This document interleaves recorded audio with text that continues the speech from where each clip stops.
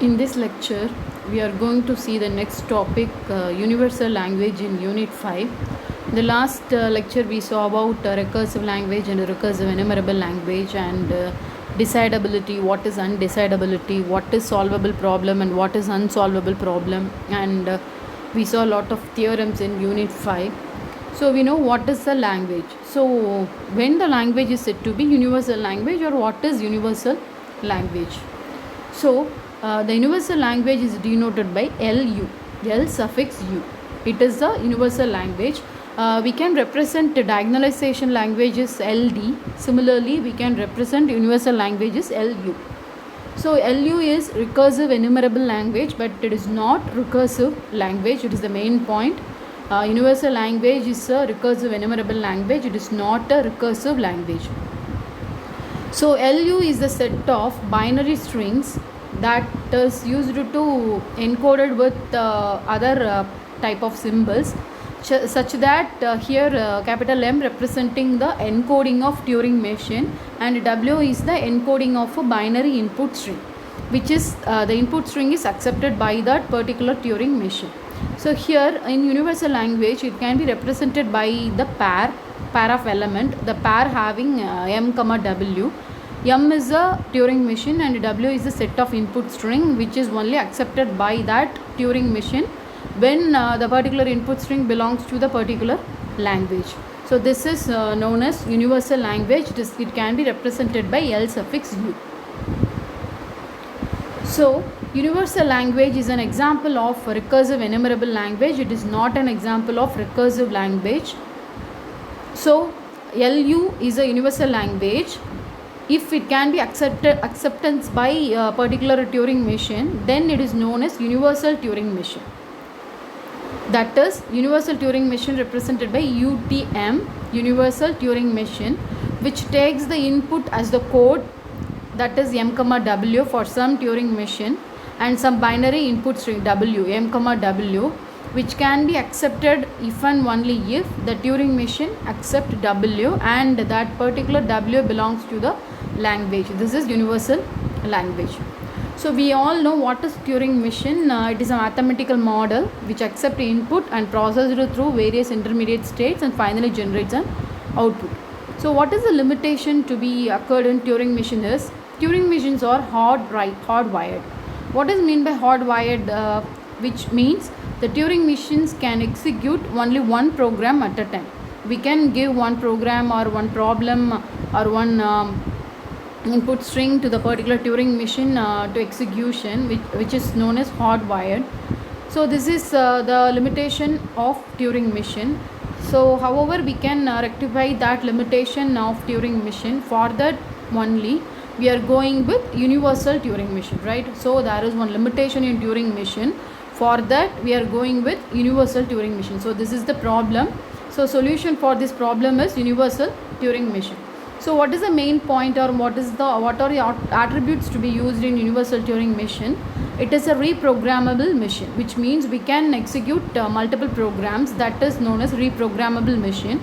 And we can simulate any other Turing machine, which means we can use multiple Turing machine, that is universal Turing machine. So we can simulate one Turing machine with another Turing machine, that is universal Turing machine. That is the main point of simulate any other Turing machine with other Turing machine. So these are the main points of universal Turing machine. So in universal Turing machine there are three tapes to be used. We can use multiple tapes. Consider only there are three tapes in universal Turing machine. So in tape 1, it consists of the description about that particular Turing machine. M represents Turing machine. Here the capital M represents only Turing machine. All these Turing machine known as universal Turing machine, right? In 4th unit we saw about Turing machine. So consider this diagram. If that case this is only Turing machine means we can take this diagram like Turing machine and tape 1 only. But universal Turing machine hold multiple tapes and multiple Turing machines. So in tape 1, the Turing machine consists of the description about that particular Turing machine, respective Turing machine. and tape 2 hold the content or value of the input tape, because each and every Turing machine having some input tape to hold the input symbols. So tape 2 represents the tape elements or tape content. So tape 3 represents the or description about the information of state representation, because there are multiple states. So what are the states to be used to evaluate for the particular input string? Those state can be represented or described in tape 3 Turing machine. So all these Turing machine hold by universal Turing machine. So tape 1 hold the description about that particular Turing machine.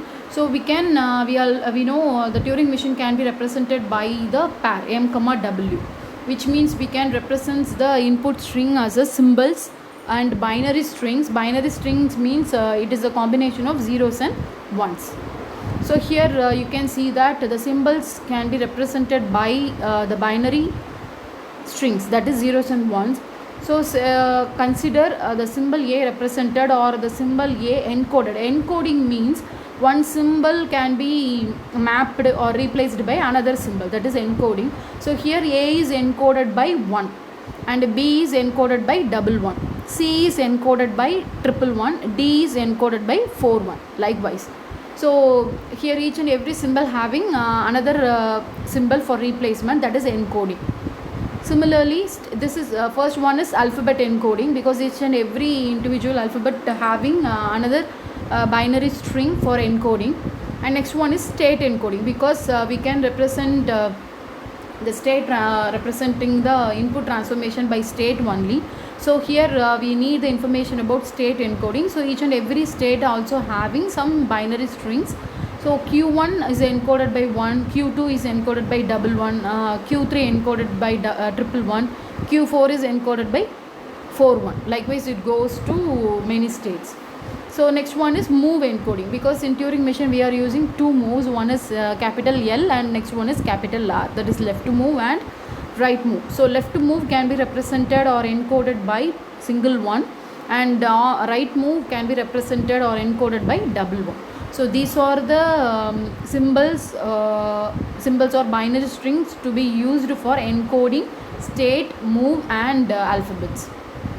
So consider this transition function del of q1 comma a is equal to q2 comma b comma l. Here q1 is the current state, a is the current input symbol. So the current state q1 reading the input symbol a and go to the next state q2, and the input symbol, current input symbol a is replaced by another stack symbol small b, and which take the move left move, right? Hope you all remember this meaning of this line of transition function. So here we can easily transit each and every element of this transition function into binary string, because universal Turing machine represented only by the binary string, which is encoded each and every element with the binary string in universal Turing machine, right? It is not like universal Turing machine is not like normal Turing machine.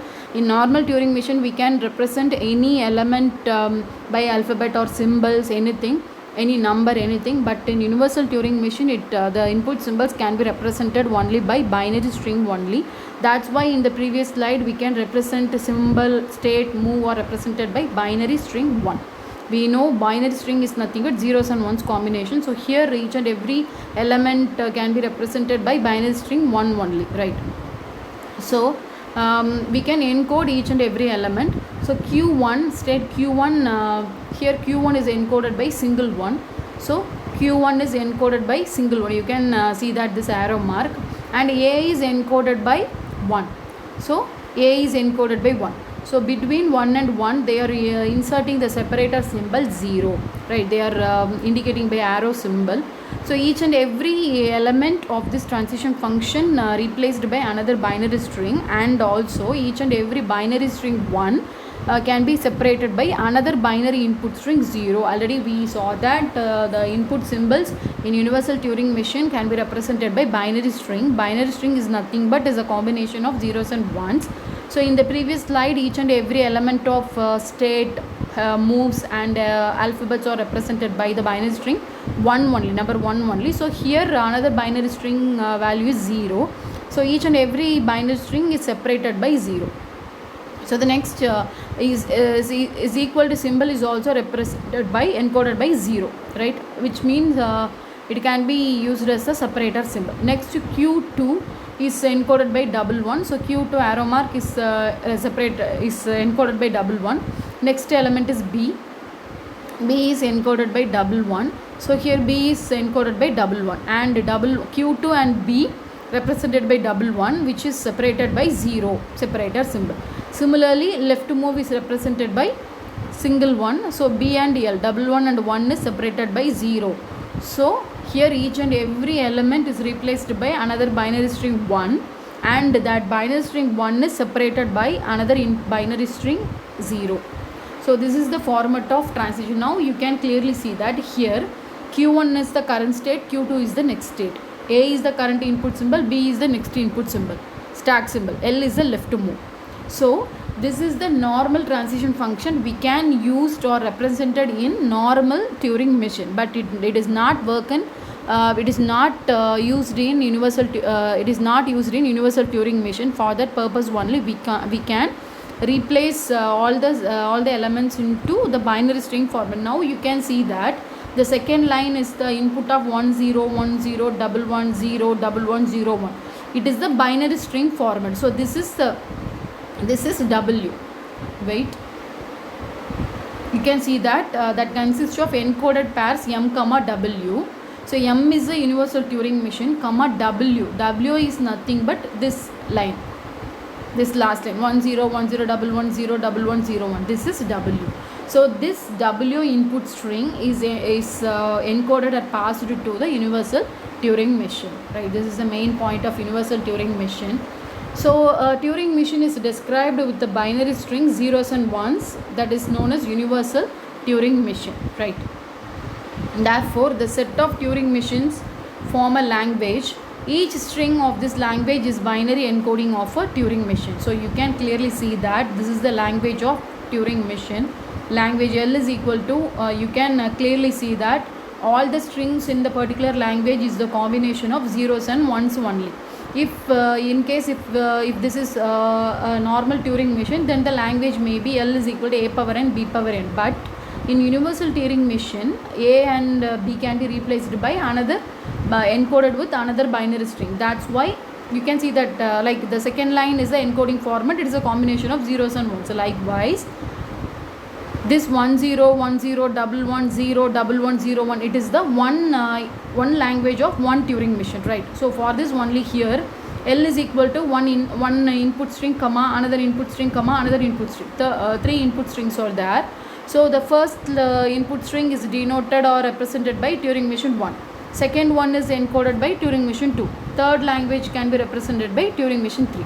That's why the universal Turing machine encoded multiple Turing machine. So in a single language, that's why this language is called as universal language. It is not a normal language, because in normal language that holds only a single input string only. But in universal language it holds multiple languages of multiple Turing machine. So if in case you can consider this is the normal Turing machine, and normal language means L is equal to 0101 00101, and we can close the bracket, that can be represented Turing machine 1 only, right? But this is the universal Turing machine and universal language. That's why we can including all the language into the single language, and we can separate it by comma. So that's why they are writing the first line represented Turing machine, second line Turing machine 2, and it goes on. So this is universal language and this is universal Turing machine. So universal Turing machine having multiple numbers of p number of Turing machine is nothing but it includes multiple number of Turing machines and multiple number of input tapes. Already I said in the previous slide, it can't hold only 3 tapes, it can hold multiple tapes, but it take the output only on the tape 1 itself, right? So here the question is, can we make a universal Turing machine? Yes, it is possible. People have designed their own universal Turing machine for their own purpose. We can create the universal Turing machine with 4 symbols, 7 states, 4 symbols 5 states, 2 symbols 22 states, 18 symbols 2 states. But no one knows what is the smallest possible universal Turing machine. So from this slide we can clearly understand that we can design universal Turing machine with multiple symbols and multiple states. So in this slide we are going to see about how we can design. Up to the previous slide we saw about what is universal language, what is universal Turing machine, and what is the purpose of universal Turing machine. But this slide we are going to see about how we can decide that particular universal Turing machine. We all know the input of that particular universal Turing machine is M, W. W is a form of input binary strings. The notable point is here, a valid Turing machine code never has 111. So we can split that Turing machine into number of input string from W. So the universal Turing machine must accept its input if and only if M is a valid Turing machine code and that Turing machine accept W. So how we can decide universal Turing machine? The first step is the universal Turing machine will have several tapes. Already we saw the tape 1 hold the description about the Turing machine. Tape 2 holds the input tape of Turing machine. Tape 3 holds the state information about Turing machine. So the next step is we have to check whether the particular Turing machine M is a valid code for a Turing machine, because if the code is valid only, then the universal Turing machine accept that particular input string. If M is not valid, then the language of that Turing machine also empty, so that the universal Turing machine immediately halt without accepting that particular input string. So the next step is universal Turing machine evaluate or analyze the Turing machine M to see how many of its own input tape needs to represent one symbol of Turing machine M. Next step, initialize the second tape 2, which hold the information about tape symbols, right? And also initialize tape 3, it is used to hold the information about state symbols, right? The tape 2 is tape symbol, tape 3 is state symbol. So the final step is we can simulate Turing machine M. So tape 1 matches the state on tape 3 and the tape symbol on tape 2.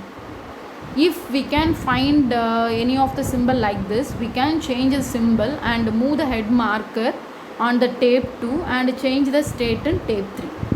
If the Turing machine accept, then the Turing machine also accept and halt their operation.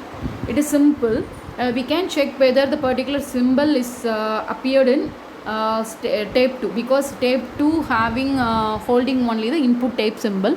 So we can, the head marker only represent on tape 2. So we can read the symbol from left to right. We can check whether the particular input symbol to be present in tape 1 and tape 2. If the symbol is found, next then we have to move the head marker from the current cell to the next cell on tape 2, and also we can change the state on tape 3.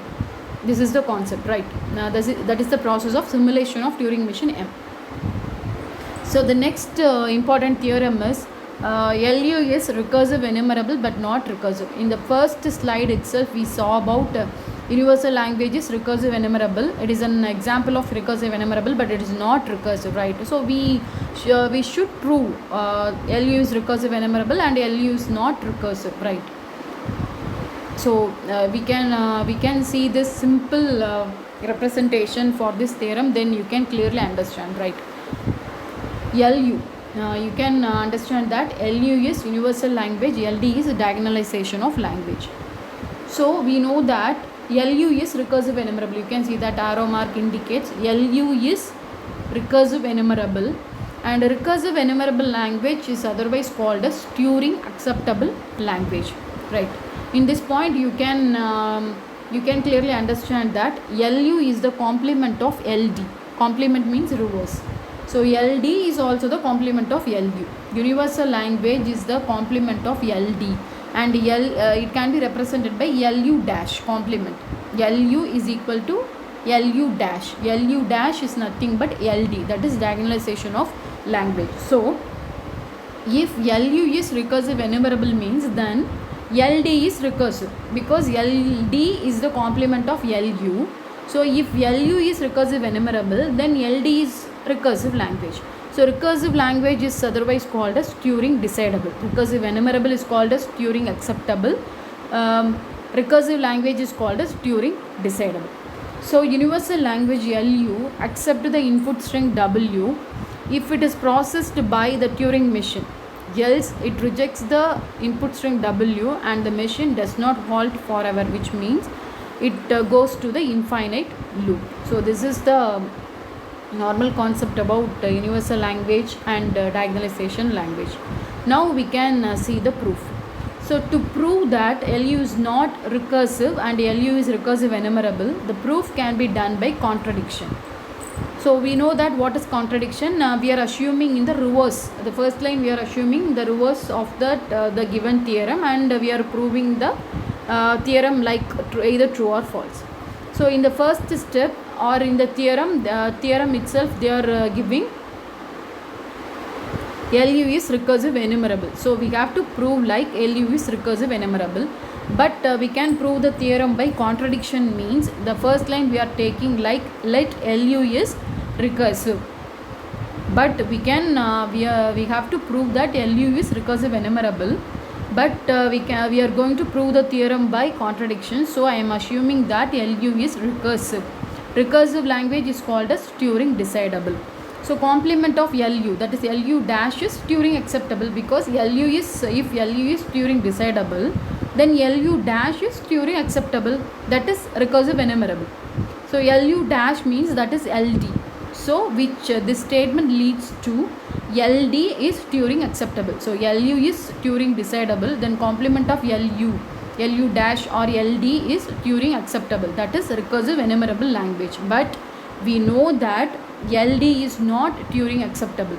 You can see that third line from the above, from the first line, that is LD is Turing decidable. So we know that LD is not Turing acceptable.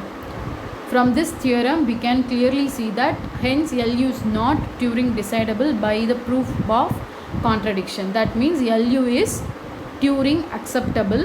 Turing acceptable means LU is recursive enumerable language. Right, this is the theorem concept. By using this statement they are proving this theorem.